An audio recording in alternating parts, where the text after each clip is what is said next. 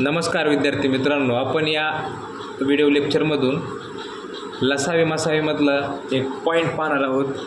ज्या प्रकारावर पुन्हा पुन्हा वारंवार प्रश्न येतात. हा प्रश्न SRPF 2 पुणेचा 2024चा हा प्रश्न आहे आणि हा प्रश्न जशाला तसा विचारलेला आहे.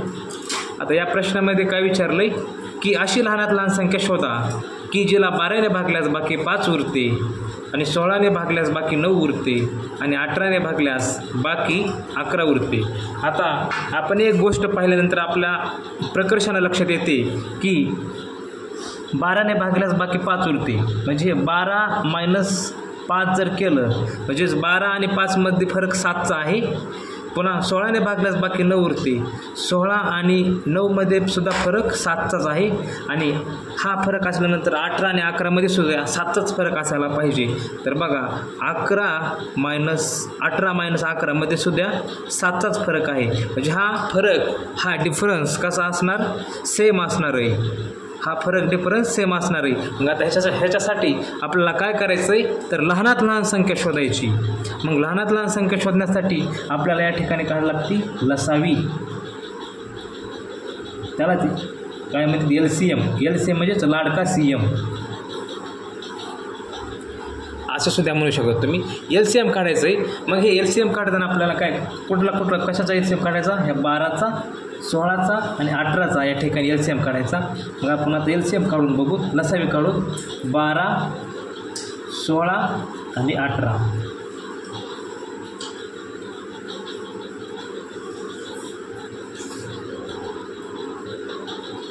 त्यांचा आपण लसावी काढू. आता 12, 16, 18 या संख्याला कॉमन अशी संख्या जी जिनं मोठ्यात मोठी संख्या शोधा की जिनं भाग जाऊ शकतोय.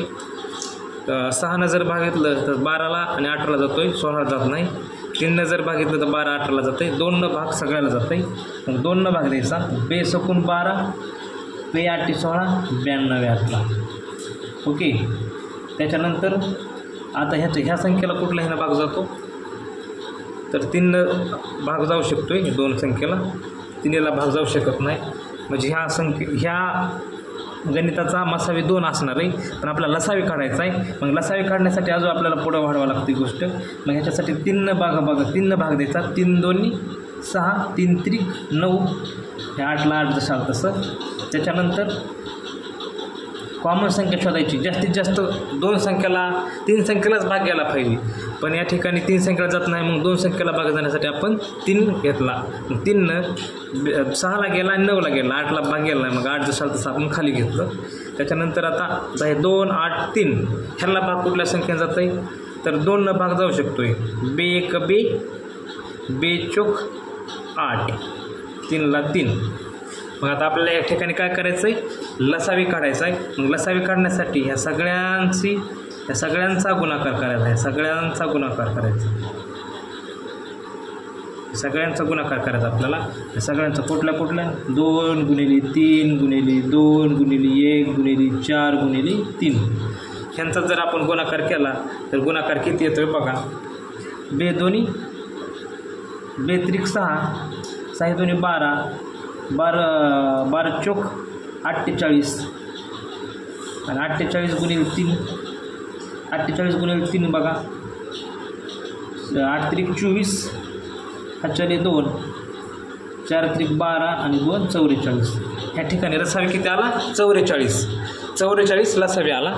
मग आता हा 44 जो लसावी, मग आपल्याला काय केलं आहे तर आता हे फरक जो आपण काढला आहे हा फरक ह्याच्यातून मायनस करायचा. 144मधून 7 जर मायनस केली तर ती संख्या आपल्याला लहानात लहान संख्या शोधती म्हणजे सापडती. 144मधून 7 जर गेली तर किती राहतील